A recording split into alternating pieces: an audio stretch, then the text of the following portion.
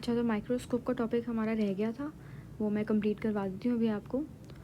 Microscope हमारे पास क्या होता है, एक ऐसी चीज़ है जिससे हम सेल्स को जो है वो व्यू करते हैं। यानी सेल्स इतने छोटे होते हैं साइज़ में कि हम उन्हें अपनी नेकेड आई से तो नहीं देख सकते। तो हमें कुछ चाहिए है कि हम सेल को स्टडी कर सकें, तो हम माइक्रोस्कोप के ज़रिए सेल्स को स्टडी करते हैं। और आगे सेल्स की बहुत सारी टाइप्स होती हैं, वो आप इस लेवल पे नहीं पढ़ेंगे। तो जो इम्पॉर्टेंट चीज़ें हैं वो मैं आपको बता देती हूँ कि माइक्रोस्कोप के टॉपिक में क्या इंपॉर्टेंट है। तो माइक्रोस्कोप का हमें ये पता है कि चले हमने सेल जो है वो उसमें स्टडी करना है, तो अब इसमें कुछ क्वेश्चंस कभी कभी आते हैं, मेजरमेंट्स आपको दी हुई होती हैं और आपने कुछ निकालना होता है वैल्यूज़ वगैरह। तो मैं आपको बताती हूँ, मैंने यहाँ पे एक फार्मूला लिखा है, और ये फार्मूला किस चीज़ का है, एक्चुअल साइज़ ऑफ स्पेसिमेन को मालूम करने का। स्पेसिमेन क्या चीज़ होती है, जो चीज़ आप एग्जामिन कर रहे होते हैं माइक्रोस्कोप के अंडर, उसको आप स्पेसिमेन कहते हैं। ठीक है, अब एग्जाम्पल के तौर पे मैंने जो है वो एक सेल को मैंने ऐसा स्पेसिमेन रखा एंड माइक्रोस्कोप में उसको स्टडी कर रही हूँ। तो अब माइक्रोस्कोप के लेंस अगर आप देखेंगे उस सेल को, तो उसका साइज़ अलग होगा, और जो आपको अपनी आँख से नज़र आएगा वो तो नज़र बहर आता भी नहीं, बट उसका जो एक्चुअल साइज़ होगा वो डिफरेंट होगा। अब एग्जाम्पल के तौर पे आप एक सेल को जो है वो एग्जामिन कर रहे हैं, ठीक है, स्पेसिमेन है वो आपका।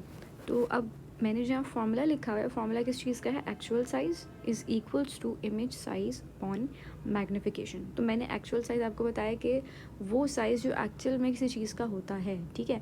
अच्छा, इमेज साइज़ वो होता है जो हमें माइक्रोस्कोप के हम लेंस से जब देख रहे होते हैं, तो जो साइज़ हमें नज़र आ रहा होगा वो इमेज साइज़ है, ठीक है। अच्छा, अब मैग्नीफिकेशन हमें जो है वो मैग्नीफिकेशन हम जब वो फोकस करता है उस चीज़ पे जो हमें एग्जैक्टली चाहिए होती है, तो हम उसको कहते हैं कि हम मैग्नीफाई कर रहे हैं किसी चीज़ को, यानी बड़ा करके थोड़ा सा दिखा रहे हैं, ठीक है। तो मैग्नीफिकेशन भी हमें दी भी होती है। तो हमें पता होना ये चाहिए कि एक्चुअल साइज़ क्या होता है, इमेज साइज़ क्या होता है। एक्चुअल साइज़ अगर उन्होंने निकालने को आपसे कहा है, तो आप वो साइज़ निकाल रहे हैं जो किसी भी चीज़ का एक्चुअल में है। एंड अगर वो इमेज साइज़ निकालने को आपसे बोल रहे हैं, तो वो साइज़ कह रहे हैं जो आपको माइक्रोस्कोप के अंडर जब आप देखते हैं जो साइज़ नज़र आता है वो इमेज साइज़ होता है, ठीक है। तो अब मैं यहाँ पे आपको ये जो फार्मूला है ये आपको अपने माइंड में रखना है, और फिर हम कुछ क्वेश्चन सॉल्व करते हैं इसके, मैं यहीं पे करवा देती हूँ नीचे। अच्छा, एक और चीज़ जो है कि answer should be in millimetres, यानी आपने जो यूनिट यूज़ करना है वो मिलीमीटर्स यूज़ करना है, ठीक है। तो हम इसका एक क्वेश्चन करके देख लेते हैं।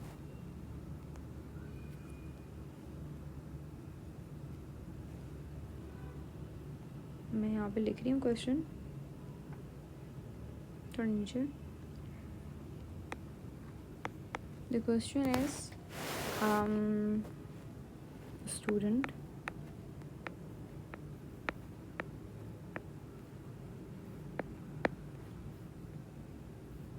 measures the image of a cell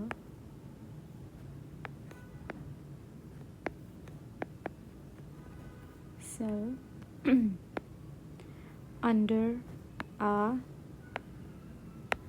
microscope, ठीक है, and it is 32 millimeter wide, यानी इसकी width दी हुई है हमें, ठीक है। then they are saying the image has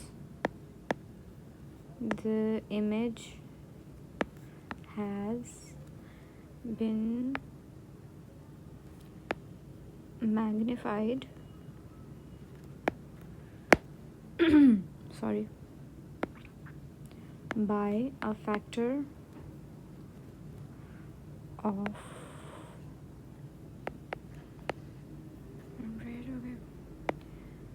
what is the actual width?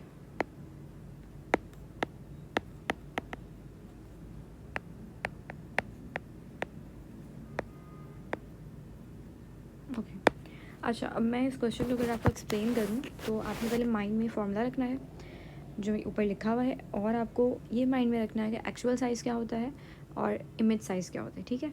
अब यहाँ पे एक स्टूडेंट है, वो मेजर कर रहा है एक इमेज ऑफ अ सेल, सही है, वो एक सेल को देख रहा है, उसका स्पेसिमेन जो है वो सेल है माइक्रोस्कोप के अंडर, और जो उसको दिख रहा है साइज़ माइक्रोस्कोप के अंडर वो है 32 मिलीमीटर्स, सही है।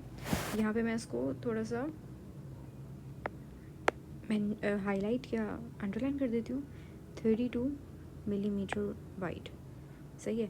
ये हमें क्या दिया, हम यहाँ पे लिख लेते हैं, this is the image size, okay, this is not the actual size, ये वो साइज़ है जो उसको माइक्रोस्कोप के अंडर दिख रहा है, and it is 32 millimeters, right. Then magnification दी हुई, the image has been magnified by a factor of 100। तो यहाँ पे हमें क्या दिया हुआ है, मैग्नीफिकेशन दी हुई है, तो वो हम यहाँ पे लिख लेते हैं, मैग्नीफिकेशन इज़ 100। देन हमें मालूम क्या करना है, what is the actual width, हमें मालूम क्या करना है कि एक्चुअल विड्थ यानी एक्चुअल साइज़ क्या है, सही है, यानी एक्चुअल विड्थ क्या है, बस विड्थ लिख लिया, साइज़ लिखना आपकी मर्ज़ी है।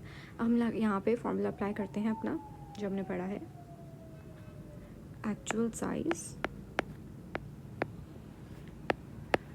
Is equals to image size upon magnification.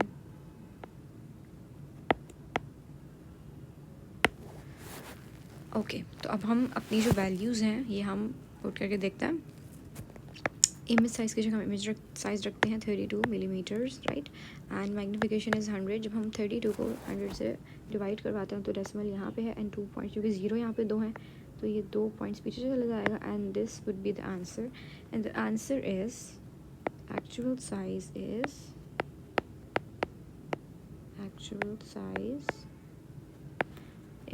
0.32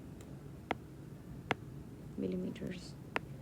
आपका जो आंसर है वो ये आ रहा है, ठीक है। तो आई होप कि आपको ये प्रॉब्लम समझ आई होगी जो मैंने सॉल्व करवाई है। अच्छा, तो हमारा ये जो चैप्टर है ये यहाँ पे एंड हो चुका है, ये टॉपिक यहाँ पे एंड हो चुका है। अब जो नेक्स्ट वीडियो होगी उसमें मैं आपको एक नया टॉपिक शुरू करवाऊँगी जो कि IGCSE के सिलेबस का पहला टॉपिक है मेरे ख्याल से, और वो कैरेक्टरिस्टिक्स हैं लिविंग ऑर्गेनिजम्स के। तो हम फिर नेक्स्ट वीडियो जो होंगे वो उसकी बनाएंगे, एंड आई होप कि आपको ये चैप्टर सही से समझ आ गया होगा। जब ये चैप्टर कंप्लीट होगा तो हम पास्ट पेपर्स में आएंगे, and for GK students GCSE उनका भी मैं टॉपिक्स कवर करवाऊँगी जो मिसिंग होंगे इसमें से। कुछ चीज़ें तो सेम ही होंगी ज़ाहिर, और कुछ जो अलग होंगी वो फिर मैं कवर करवाऊँगी, और उनके भी मैं पास्ट पेपर सॉल्व करवाऊँगी, ठीक है।